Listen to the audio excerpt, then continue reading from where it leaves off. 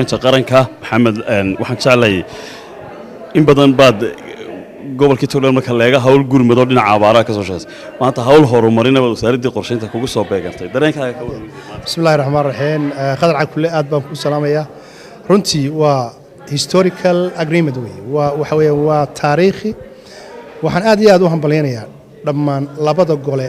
cidii codaysay ee yes ku codaysay iyo intii ka soo jeestayba way xaq bay u leeyihiin way xaq dastuuri ay u leeyihiin marka majority-gi 144 baa codeeyay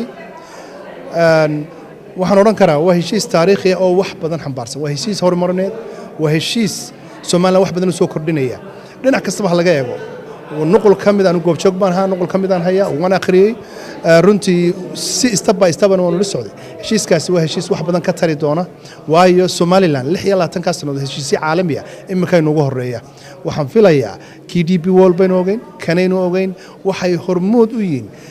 oo ay horkacayaan heshiis caalami oo fara badan iyo caalamkii oo indhahooda inagu soo jeestaan taasaan wax loo dhigaaba jirin waa soo dhaweynaya berbera corridor wadada 250 kilomitir waan soo dhaweynayaa base airport-ka cusub ee madaarka waa soo dhaweynaya dhammaan wax laala wixii heshiiska ku qornaa mashruuca sharci waxaan leenahay dadweynaha Soomaaliland ku hambalyeeya 26 sanadood baynu qarankan dhisaynay wixii faa'iido ah inaynu taageerno wanaagsan. Assalaamu alaykum warahmatullahi wabarakatuh.